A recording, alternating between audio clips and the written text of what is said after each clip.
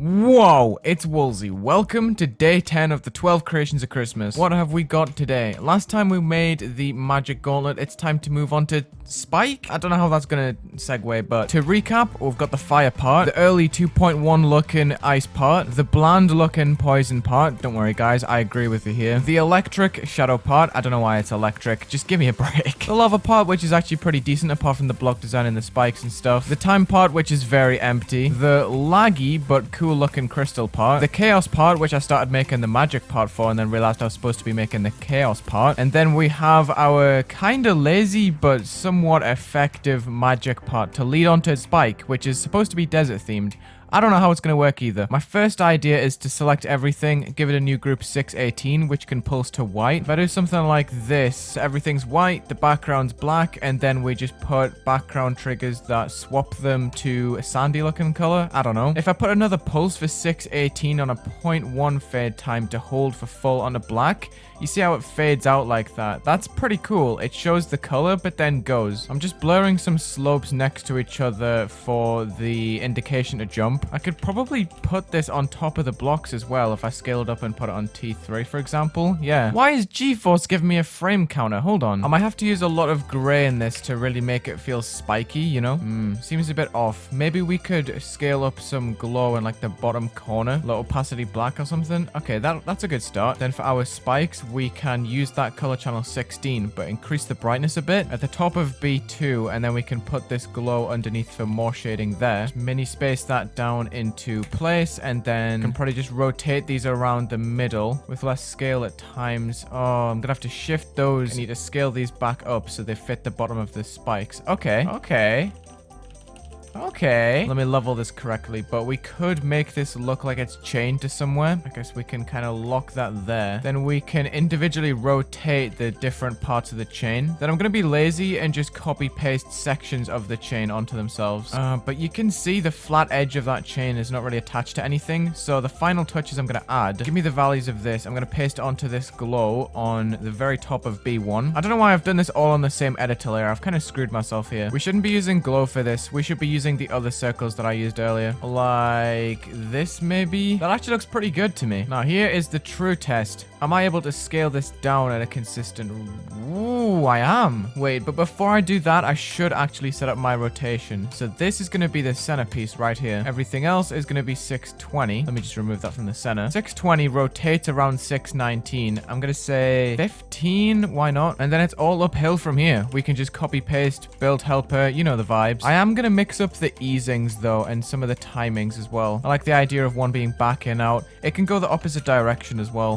The spirals don't look good when they pulse to white because they get way too bright, you see. Easily fixed. I'm just going to add them to a group that fades off earlier. I'm going to stick to regular structures on the ground, but on the ceiling, I think I'm going to use some clouds and try and make a dusty looking ground spike or something. Like if I scale this up enough with a low opacity, like I bet I can make something. I don't know if that's the color I'm going to go for yet, but I'm thinking of it. I'm going to put some glow without the low opacity to kind of tie it all together and get rid of all of that low opacity on the inside. I gotta remember the saw's swing, so it's gonna be a weird one. Yeah, you can barely even see that one up there, so there's probably gonna be a lot of trial and error, which is why I'm linking a bunch of clouds together, so I can very easily just select and delete any that need to be moved. I'm trying to figure out the sync as well. It's gonna be a bit of a weird one. So these saws are gonna be in the way, and I don't want to move them because I've already put the sand dune there, and they're gonna get obscured, so I'm just gonna put a purple orb here. I know this is super lazy, but it's kind of ugly when the chains overlap. I gotta be careful about that. That's a weird pulse for the low opacity to go to full. I actually kind of like that. It's subtle. It's cool.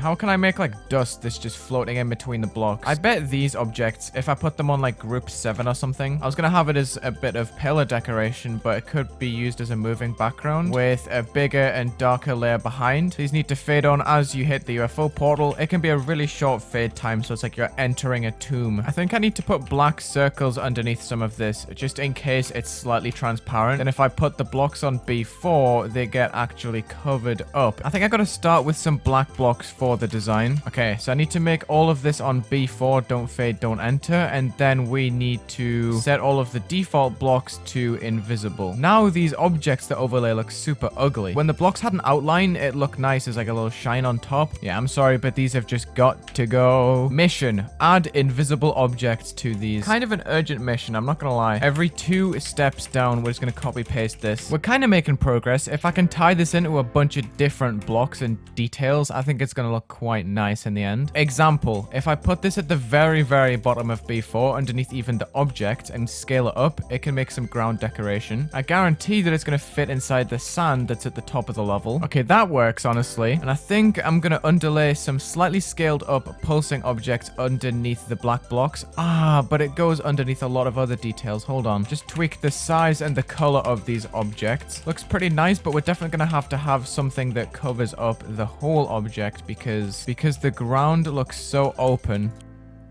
But that looks cool, especially if I can create some structures like this at the top of T3 on black. I don't know. In all of this, I feel like something's missing from this part, and I can't really pinpoint what it is because this song sounds super elegant, right? I think first off, I'm just going to line the bottom of the level with this black glow that goes on the moving group 642. Then T2, what happens if I start color banding? If you don't know what color banding is, basically, it's something you can do with a lot of glow when you have multiple layers of it, and then you lower the opacity of it all the way down to the... What did I just do? Okay, slide limit hack, you go crazy. Yeah, you can get some cool looking gradients if you stack a lot of glow like this. What's the opacity right there? 0.07. And then what's the opacity at like this point? 0.016. Okay. With every alpha trigger that we placed up here, we're going to have a color trigger that copies the default of color channel 18, our new color channel, with blending. And instead of 0.07 opacity, it's going up to 0.16. And then we can just have it go all the way back down to 0.07. I'm going to put this on the portals and a few other areas that need a bit of attention. I know that if I scale hack glow a lot, it gets grainy, but what do you find in sand?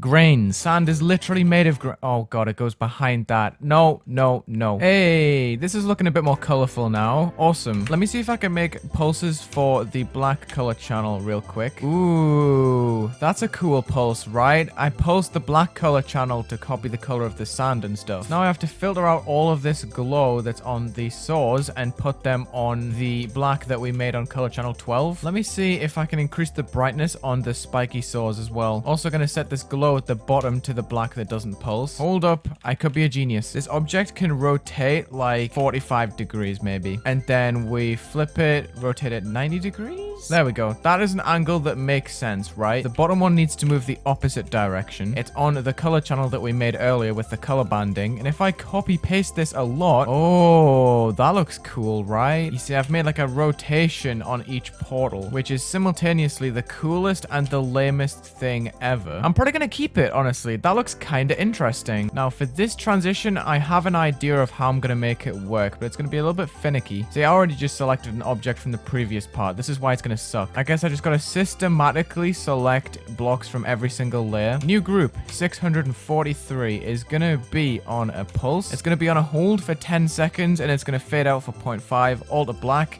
And then I need to align the duration line right to the edge of this UFO jump here. So everything's going to be black, and then the transition's going to happen, and these objects are going to fade on. Let me see if I got it first try. Oh, it's close. What is actually wrong here, though? It's those pulsing objects at the bottom. They go way too visible at the end, so I'm going to set them to the group that fades out. And I can't 100% remember what that was. We made it right at the beginning of this video with the swirl. 625. There's a 9 pulse here. There's a 613 pulse here. Get away from me, man. Please work. That'll do me. I like it. And there we have day 10. We're officially 5/6 of the way through this series. Man, that one was kind of stressful, not gonna lie. I really wasn't sure how I was gonna tie the desert theme into a level like this. I barely even used any animated objects, which is something I've been doing all the way through this level so far, so kind of bigging myself up for that. I did use color banding, which uses a lot of objects. Hopefully it doesn't lag anyone, but yeah, very happy with how this level is coming along. We've got glowy sections, we've got pulsing sections, and then we've got some thematical sections at the end. It's cool. Okay, here we go. The transition downwards is kind of lame, but I kind of dig it at the same time. It's like a whole reset down here. I actually like that transition. I'm not gonna lie. I think it's cool. Ah, okay. We need to fix hitboxes and stuff. I'll do that off screen, but there you have Gauntlet. There's 2 days left. Thank you for watching day 10 of the 12 creations of Christmas. Check the links in the description. Leave a like and subscribe. See you tomorrow. Have a good day.